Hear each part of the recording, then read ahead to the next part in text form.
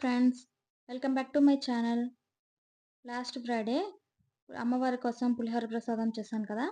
ఆ రెసిపీని మీతో షేర్ చేస్తున్నాను. ఇది పూర్తిగా మా అమ్మ రెసిపీ అండి. మా అమ్మ పులిహోర బాగా చేస్తారు. అంటే మా అమ్మ రెసిపీ మా అమ్మ కూడా ఇలాగే చేస్తదని కాదు. కొన్ని కొన్ని చేంజెస్ చేశాను. మా అమ్మ పులిహోర అయితే చాలా బాగా చేస్తుందండి. ఎప్పుడైనా పులిహోర వీడియో పెడతాను మీకు మా అమ్మ చేత్తో చేపించి. ఇప్పుడు ముందుగా ఒక కడాయి తీసుకొని, ఆ కడాయిలో కొంచెం ఎక్కువగానే ఆయిల్ వేసుకొని, పల్లీలు, పచ్చిశనగపప్పు వేసుకొని బాగా ఫ్రై చేసుకుంటున్నాను. ఎర్లీ మార్నింగ్ లేచాను. ఫ్రైడే కదా! 4:30 కల్లా లేసాను. ముందు పులిహోర, పరమాన్నం చేసుకొని పక్కన పెట్టేసుకుంటున్నాను. ఎందుకంటే పిల్లలు లెగిసినా వాళ్ళు తినడానికి టిఫిన్ కావాలి కదా! అందుకే పులిహోర చేసి పక్కన పెట్టాను. ముందు అమ్మవారికి పక్కకు పెట్టేశాను.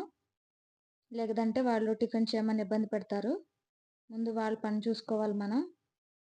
ఎవరి పిల్లలున్నా అంతే కదా! బాగా ఏడిపిచ్చేస్తారు. ఈ టైంలో ఇంకా ఎక్కువగా ఏడిపిస్తారు.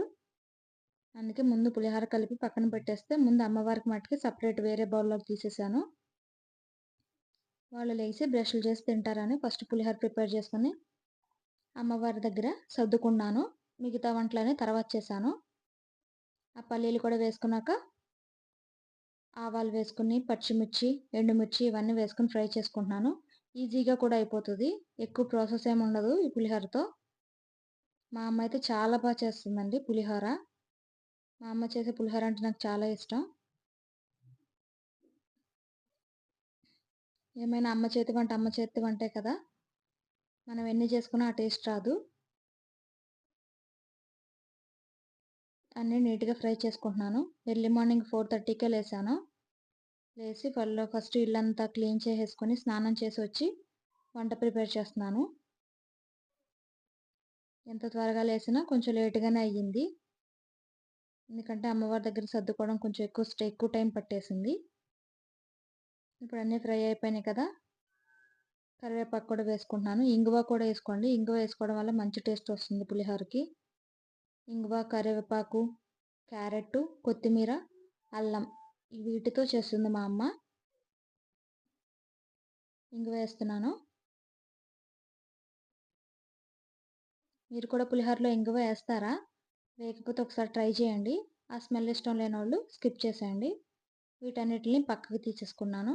ఎందుకంటే మళ్ళీ ఈ పులుసులో వేగుతుంటే అవి మెత్తగా అయిపోతున్నాయి.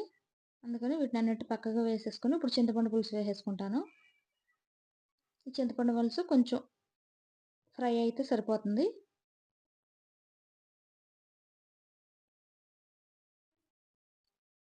పులిహోర ప్రసాదం అంటే అందరికి ఇష్టం ఉంటుంది కదా! ఈజీగా అయిపోతుంది. ఇలా అయితే టేస్ట్ ఉంటుంది. ఈజీగా కూడా అయిపోతుంది. ఆ పులిహోర పులుసు కొంచెం దగ్గరగా అయిన తర్వాత మనం అన్నంలో కలిపేసుకోవడమే. కొంచెం పసుపు కూడా వేసుకుందాం ఇప్పుడు దీంట్లో. నేను ముందుగానే రైస్‌ని కొంచెం పసుపు, కొంచెం ఆయిల్ ఏసి కుక్కర్‌కి పెట్టేశాను. దాన్ని ఫ్యాన్ కింద చల్లారబెడుతున్నాను. అన్నం చల్లారాలి. చల్లారకపోతే ముద్దలాగా అయిపోతుంది పులిహోర. మనం కొంచెం ఆయిల్ వేసుకోవడం వల్ల పలుకుగా ఉంటుంది రైసు. విడివిడిగా ఉంటుంది. అంటుకుపోకుండా ఉంటుంది. ఇప్పుడు కొంచెం పసుపు వేసుకొని దీన్ని దగ్గరికి రానివ్వడం అంతే. అక్కడ ఫ్యాన్ కింద అన్నం చల్లారబెట్టుకున్నాను కదా! దాంట్లో కొంచెం కరివేపాకు, క్యారెట్టు, మెత్తగా మిక్సీ పట్టుకున్న కొంచెం అల్లం వేసుకున్నాను. ఆ వీడియో ఆన్ చేశాను అనుకున్నా, కానీ ఆన్ చేయడం మర్చిపోయాను. అన్నీ కలిపేశాను. కొత్తిమీర, అల్లం మాత్రం అస్సలు స్కిప్ చేయొద్దు.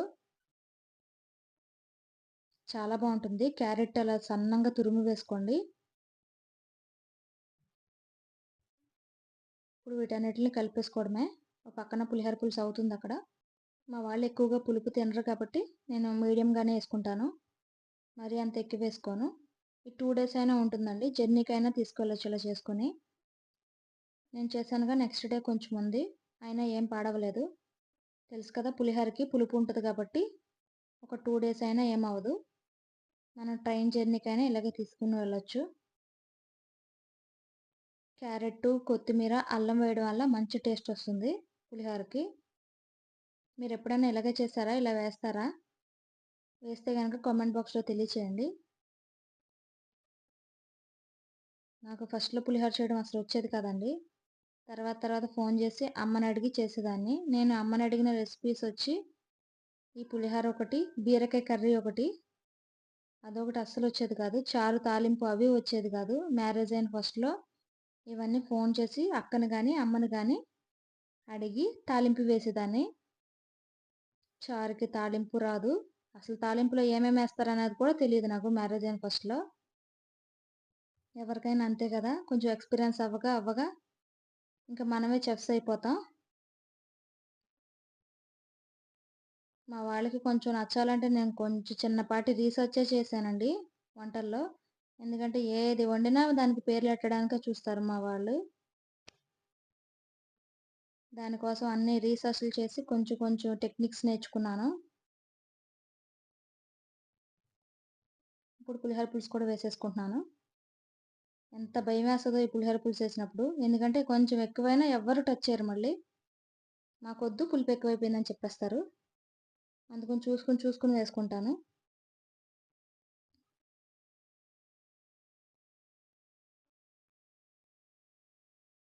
చాలా అంటే చాలా కమ్మగా వచ్చింది. అందరూ ఇష్టంగా తిన్నారు.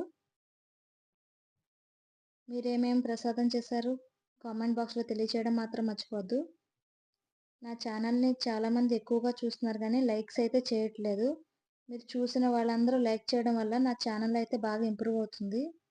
ఎక్కువ వ్యూస్ అయితే వస్తున్నాయి గానీ లైక్స్ అయితే ఎక్కువగా రావట్లేదు. ప్లీజ్ లైక్ చేయండి. కొత్తగా ఎవరైనా చూసినట్లయితే సబ్స్క్రైబ్ చేయడం మాత్రం మర్చిపోవద్దు. ఎర్లీ మార్నింగ్ కదా! కెమెరా ఒక చోటన పెట్టి నేను ఇంకొక చోటన చేస్తున్నాను పని. కొంచెం ఆ టైంలో ఎక్కువగా పని ఉండడం వల్ల ఎలా చేస్తున్నానో కూడా నాకే అర్థం కావట్లేదు. ఇంక అన్నీ వేసుకొని చేత్తో కలిపేసుకోవడమే. స్పూన్‌తో కలిపితే అంత ఎక్కువగా కలవదు పులిహోర. ఎప్పుడు చేత్తోనే కలపాలి. చూసారు కదా ఎంత కలర్‌ఫుల్‌గా ఉందో. నాకైతే పులిహోర అంటే చాలా ఇష్టం. అందులోను మా అమ్మ చేతి పులిహోర అంటే బాగా ఇష్టం. బాగా కలిపేసుకుంటే పులిహోర అనేది రెడీ అయిపోతుంది. కొంచెం సాల్ట్ సరిపోలేదని సాల్ట్ కూడా వేశాను నేను. అమ్మవారికి ప్రసాదం పులిహోర రెడీ అయిపోయింది. చాలా అంటే చాలా టేస్టీగా వచ్చింది.